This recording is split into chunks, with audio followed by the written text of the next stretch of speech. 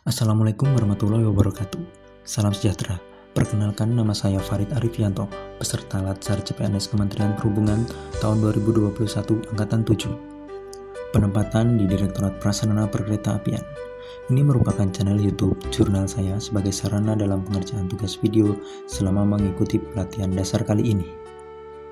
Sampai dengan saat ini, kami telah sampai pada agenda 2, yaitu nilai-nilai dasar PNS, antara lain akuntabilitas, nasionalisme, etika publik, komitmen mutu, dan anti korupsi.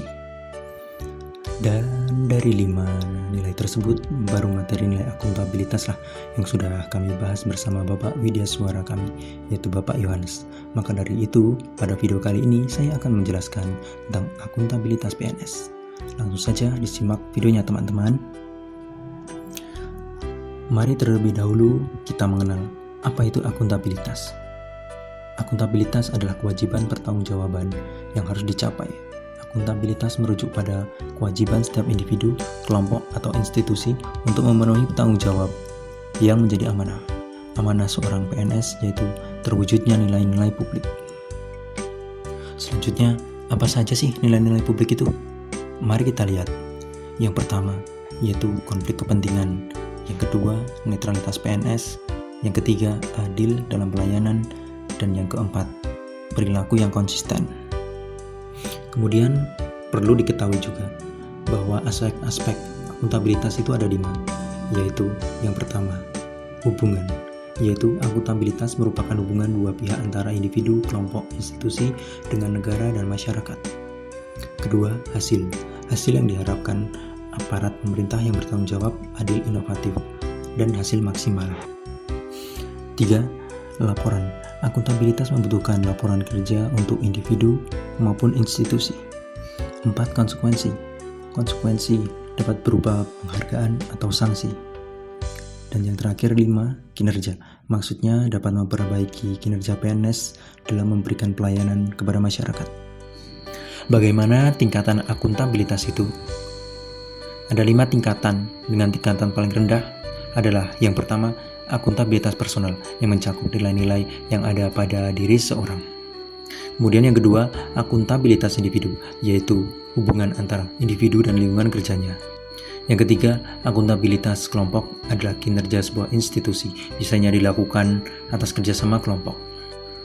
Keempat, akuntabilitas organisasi yang berkaitan hasil pelaporan kinerja yang telah dicapai, dan yang paling atas adalah akuntabilitas stakeholder, yaitu tanggung jawab organisasi pemerintah untuk mewujudkan pelayanan dan kinerja yang adil, responsif, dan bermartabat.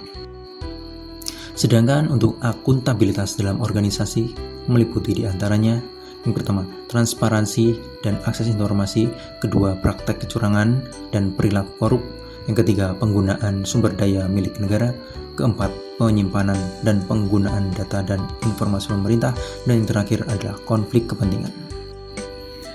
Di dalam diri setiap pegawai negeri sipil diharuskan memiliki nilai-nilai dasar akuntabilitas yang harus tertanam di setiap diri mereka masing-masing, yaitu antara lain tanggung jawab, jujur, kejelasan target, netral, mendahulukan kepentingan publik, adil, transparan, konsisten, dan partisipatif. Lalu selanjutnya, bagaimanakah mewujudkan PNS yang akuntabel itu? Mari kita simak uraian berikut.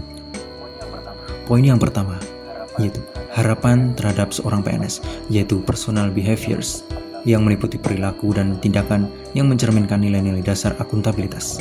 Yang kedua, perilaku-perilaku PNS yang akuntabel meliputi perilaku berkaitan dengan transparansi dan akses informasi, menghindari perilaku curang dan koruptif, perilaku terhadap penggunaan sumber daya milik negara, perilaku berkaitan dengan penggunaan data dan informasi pemerintah, dan perilaku berkaitan dengan konflik kepentingan.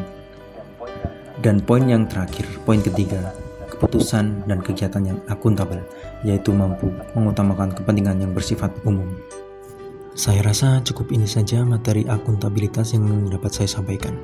Oh iya teman-teman, berikut ini saya sampaikan juga sekilas materi kedua pada pembelajaran setelah akuntabilitas, yaitu tentang etika dan integritas ASN. Lalu, apakah itu etika?